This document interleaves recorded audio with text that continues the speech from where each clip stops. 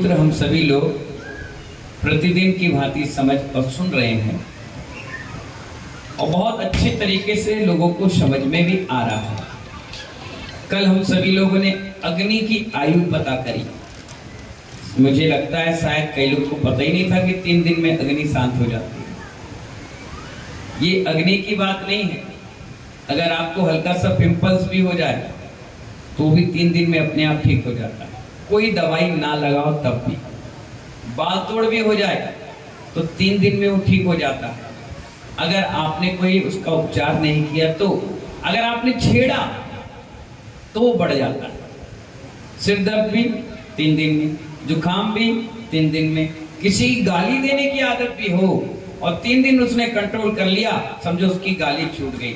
कोई अगर तकिया के बगैर सोने की आदत डाले तो 3 दिन अगर वो बिना तकिया के सो ले, फिर उसको जीवन में तकिया लगाने की आवश्यकता नहीं। ये ऑटोमेटिक सिस्टम है। कोई भी चीज होगी वो 3 तक रहेगी, तीसरे के बाद अपने आप। कोई महिला जब बहू बन करके दूसरे घर में आती है तो 3 दिन एडजस्टमेंट में लगता है, फिर 30 साल उसका भी शासन चलता है, 40 साल चलता है, 50 साल चलता है। अगर 3 दिन एडजस्टमेंट नहीं करी, शीतल प्रसाद जी क्या नहीं करी, 3 दिन में लड़ मरी तो समझ जाओ पूरी जिंदगी वो दांत में फंसी हुई फांस की तरह रहेगी, बार बार जीभ टकराएगी लेकिन तुम निकाल नहीं पाओगे उसको। तो इसीलिए कोई भी चीज हो कब तक परेशान करती है? 3 डे, 72 घंटे। डॉक्टर भी किसी का एक्सीडेंट हो जाए, वो बेहोश है तो क्या कहता है, भैया देखो 72 घंटे में होश आ जाए तो फिर जिंदगी है, और नहीं आया तो भाई साहब आपकी संभालो, भगवान की दुआ करो, हमारे हाथ में नहीं है। कोई भी चीज कितने दिन में? 3 दिन में। इसीलिए अग्नि की आयु भी कितने दिन की है? सिर्फ 3 दिन की। आचार्य भगवान आज हवा की चर्चा कर, किसकी कर रहे हैं? 5 जो इंद्रियां हैं, जो एक इंद्रिय जीव है, उस सब की चर्चा करते हैं। बहुत सूक्ष्म वर्णन हमारे शास्त्रों में निकल कर आया। अगर आप पढ़ोगे तो आपको हर चीज समझ में आएगी, और नहीं भी पढ़ोगे तो प्रवचन ही सुनते रहोगे तो भी समझ में आएगा, क्योंकि प्रवचन पूरे ग्रंथों का सार बताया जाता है। आचार्य भगवान कहते हैं हवा भी बहुत हिंसक होती है। क्या होती है? हिंसक होती है। जोर से चल जाए तो पेड़ के पेड़ उखाड़ देती है, मकान के मकान गिरा देती है। यहाँ तक कि ऐसा आंधी तूफान होता है, ना जाने कितने सैकड़ों लोग उसमें धराशायी हो जाते हैं। पेड़ के पेड़ उखड़ गए, पशु पक्षी उड़ जाते हैं, जानवर तहस नहस हो जाते हैं, आदमी यहाँ वहां भागने लग जाते हैं। लेकिन जब वो हवा गर्मियों के दिन में थोड़ी थोड़ी चलती है तो वो उपकारी बन जाती है। जैसे आप कूलर के सामने गर्मी बैठते हैं तो आपको कैसा लगता है? अब वो हवा हिंसक की जगह आपको ठंडक पहुंचाती है। वहीं बैठते हो जहाँ कूलर लगा होता है, वहीं बैठते हो जहाँ पंखा है, और देखना जहाँ पंखा कूलर ना लगा तो सुपड़ा साफ रहेगा, कोई नहीं बैठेगा। और ये तेज चलने लग जाए तो ठंडी लगने लगती, लोग भागने लगते हैं, स्वेटर ओढ़ लेंगे, कंबल ओढ़ लेंगे। तो महानुभाव वो गर्मी में चले तो शीतलता प्रदान करती है, और अचानक तूफान का रूप ले ले तो सबके घर परिवार सुहाग तक उजाड़ देती है। इसलिए हमारे यहाँ बड़ी सूक्ष्म तरीके से हर चीज का वर्णन बताया।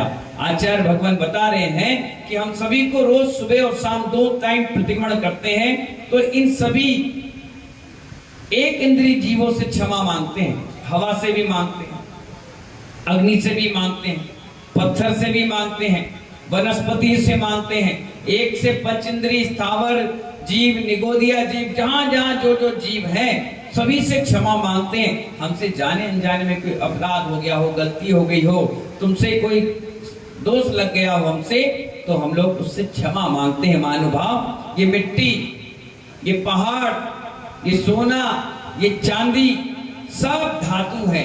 क्या है? सब धातु पदार्थ है। ये आचार्य भगवान हमें बता रहे कौन कौन, और ये सब धातु पृथ्वी की है। मिट्टी कहाँ मिलेगी?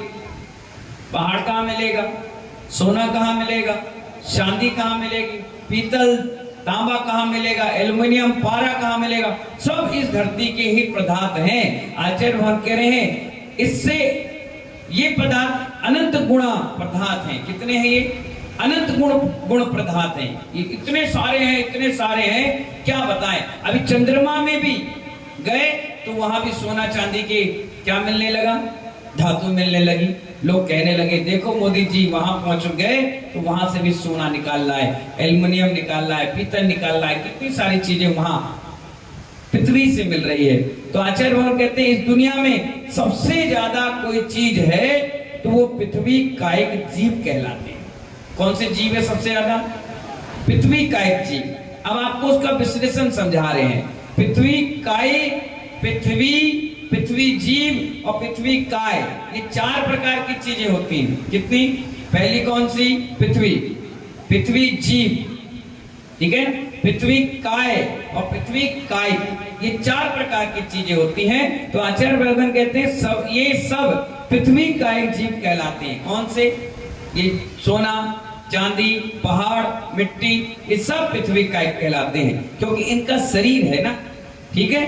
अब इसके अनंत गुण किसके? जोर से बोलो। पृथ्वी कायिक से, वैसे तो पृथ्वी कायिक अनंत है, कितने हैं जिसका कोई छोर नहीं, अनंत है पूरे पृथ्वी पर इस धातु पदार्थ से भी ज्यादा अनंत गुणा जल है। जल क्या है? अब आप सोचिए जितनी पृथ्वी है उससे अनंत गुणा क्या है? जोर से बोलिए। क्योंकि विज्ञान भी ये कहता है कि 70% पानी भरा हुआ इस पृथ्वी पर और 30% में हम रहते हैं, उसके बाद भी पानी के लिए त्राही त्राही मस्ती, जबकि वाटर लेवल कितना बढ़िया है, लेकिन उसका दुरुपयोग करते हैं, इसलिए हम परेशानी का सबब। मैं देखता हूँ सुबह सुबह जब मंदिर जाता हूँ या आहार के लिए आता हूँ, कई नल खुले हैं, कई लोग गाड़ियां धो रहे हैं, अनर्गल प्रलाप चल रहा है, अनर्दंड चल रहा है, ना जाने कितनी जीवों की हिंसा। फिर हमारे पास आकर बैठते हैं, हमें शांति चाहिए। अनंत जीवों को मारोगे तो कहां से शांति मिलेगी? कम से कम ये कहो कि हम बचाएं, फिर हमसे कहो शांति चाहिए तो हम तुम्हें कोई मार्ग बताएं। अब आप इधर से तो पुण्य कमाना चाह रहे हो और इधर से ढेरों पाप ला रहे हो, कहां से बैलेंस बने? कम से कम बैलेंस तब बनता है कि पाप को रोके और पुण्य को बढ़ाए। तो आचार्य भगवान कहते हैं कि पृथ्वी कायिक पदार्थों का अनंत गुणा सबसे ज्यादा क्या चीज है? पहले तो पृथ्वी कायिक है और कायिक से अनंत गुणा है जल, और जल से भी अनंत गुणा अगर कोई है तो अग्नि। क्या है?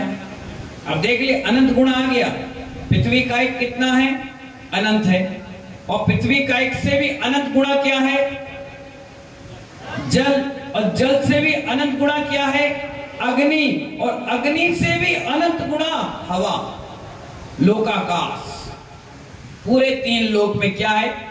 हवा भरी हुई, हवा ठसा ठस भरी हुई है। और आचार्य कह रहे हैं और उसके भी अनंत गुणा, यानी कोई अधिक है, हवा से भी ज्यादा कोई है तो वो है वनस्पति कायिक जीव। क्या है? जितने पेड़ पौधे दिख रहे हैं ये इन सबसे अनंत अनंत अनंत अनंत गुणा है। पृथ्वी पदार्थ से भी अनंत गुणा है, जल से भी अनंत गुणा है, हवा से भी अनंत गुणा है, अग्नि से भी अनंत गुणा है, और सबके ज्यादा अनंत गुणा क्या है? वनस्पति कायिक जीव है। अब आप सोच लीजिए, हम इन सभी जीवों से क्षमा मांगते हैं जबकि हम इनको जानते भी नहीं, ना ये हमें जाने, ना हम उन्हें जाने, ना वो हमें पहचाने, ना हम इनके कोई बातचीत है, ना कुछ है, फिर भी हर क्षण खम्मामि सब जीवान। क्या कह रहे हैं? सबसे क्षमा मांग रहे हैं। आचार्य भगवान बता रहे हैं जो स्थावर जंगमंग आदि पदार्थ हैं वे सब हम पर उपकार करते हैं, पत्थरों को काट कर हम मकान बनाते हैं। कितनी बड़ी बात बता, पत्थरों को काट कर, पृथ्वी का एक तो है जी, उस पत्थरों को काट कर हम मकान बनाते हैं, सीढ़ियां बनाते हैं, चक्की बनाते हैं आटा पीसने, गेहूं पीसने के लिए, और उस पीसी हुई आटे से रोटी भी खाते हैं, खलबत्ता बनाते हैं और उससे मसाले कूटते हैं। सब है कौन? पृथ्वी का। क्या है वो? पृथ्वी का। और महानुभाव ये सब हम पे उपकार करते हैं, ये अपने को तोड़कर हमें बनाते हैं। ये खुद टूट गए लेकिन हमें बनाते हैं। आचार्य भगवान कहते हैं अगर हम किसी पर शासन करना चाहें बहुत बढ़िया बात बताते चले जा रहे हैं आचार्य भगवान। अगर हम शासन करना चाहें तो कोई ना कोई किसी पर शासन कर रहा है, पर सबसे बड़ा एक चीज है, वो है आत्मानुशासन। क्या है? दुनिया में शासन करो, लेकिन जिसने आत्मा में अनुशासन नहीं किया वो फेल है। हमारे आचार्य भगवान कह रहे हैं कि पहाड़ पर शासन किसका है? बताओ। तुम कहेंगे एमपी गवर्नमेंट का, कोई कहेगा यूपी गवर्नमेंट का। नहीं, अगर पहाड़ पर कोई भारी पड़ता है तो लोहा। क्या पड़ता है? खाली क्या पड़ता है? अच्छे से बैठो। क्या पड़ता है बताओ? लोहा। क्यों? जब भी पहाड़ को तोड़ना पड़ेगा तो किसका इस्तेमाल करना पड़ेगा? लोहे का। तो पहाड़ से बड़ा कौन हो गया? उसका अनुशासन हो गया। एक आध महीने पहाड़ पर लोहा चलाते जाओ चलाते जाओ चलाते जाओ। आपको मालूम होगा, एक माझी नाम का व्यक्ति था बिहार में, उसकी पत्नी बीमार पड़ गई, गर्भवती थी, तो 20 किलोमीटर दूर ऐसे घूम के जाना था, और अगर वो शॉर्ट से चला जाता पहाड़ से तो 1-1.5 किलोमीटर में पहुंच जाता, और वो उसकी पत्नी नहीं जा पाई, एम्बुलेंस नहीं थी, व्यवस्था नहीं थी, तो बीच में एक्सपायर हो गई। वो धुरी का इतना पक्का था, उसने एक सब्बल हथौड़ी ली और एक बीच में से पहाड़ तोड़ तोड़ के उसने पूरा रास्ता बना दिया। आज उस गांव के लोग उस व्यक्ति को याद करते हैं और धन्यवाद देते हैं कि तुमने पहाड़ तोड़ तोड़ के रास्ता बना दिया। जो काम सरकार नहीं कर पाई वो कर गए। तो पहाड़ पर अनुशासन किसका है? लोहे का है। अब लोहे पे अनुशासन किसका है? किसका है? अग्नि का है। क्यों? जैसे ही लोहा अग्नि के संपर्क में आएगा तो वो अपनी पूरी अस्तित्व को नष्ट कर देगा और तुरंत पिघलकर पानी की तरह हो जाएगा। तो पहाड़ पर अनुशासन लोहे का है और लोहे पे अनुशासन अग्नि का है, और अग्नि पर अनुशासन आचार्य कुंतकुंत देव कह रहे हैं किसका है? तो पानी का है। जैसे ही संपर्क में अग्नि आई पानी के, तुरंत फुस करेंगे, बुझ जाएगी। क्या होगा? पहाड़ पर शासन आपने किया लोहे का, लोहे पे शासन किया अग्नि का, अग्नि पे शासन किया पानी पर, और पानी पर शासन कर दिया आचार्य भगवान ने हवा का। किसका कर दिया? हवा का। जैसे ही हवा चली और पानी सूख गया। कहीं भी रखा हो, बर्फ के रूप में हो तो पिघला देगी, ऐसे डला हो तो थोड़ी देर पंखा चालू करो सुखा देगी। और हवा पर किसका शासन है? उन्होंने कहा हमारी आत्मा का। जैसे आपने मुंह में भर ली, रोक दो, अब निकल ही नहीं पा रही, तो पूरी ताकत लगा नहीं निकली। जब तक तुम नहीं चाहोगे बाहर ही नहीं निकलेंगे, चाहे तुम मर जाओ।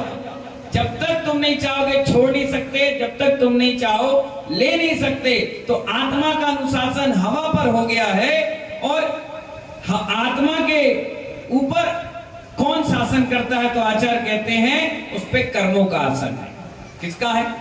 कर्मों का अनुशासन चल रहा है। कर्म जो करेंगे आत्मा वहां जाएगी। वो कहे कुत्ता बन, कुत्ता बनना पड़ेगा। वो कहे बैल बन, बैल बनना पड़ेगा। बोले मुनि बन, मुनि बनना पड़ेगा। बोले भगवान बन, तो भगवान बनना पड़ेगा। तो कर्मों का अनुशासन आत्मा पर है, लेकिन कर्मों पर कौन अनुशासन करता है?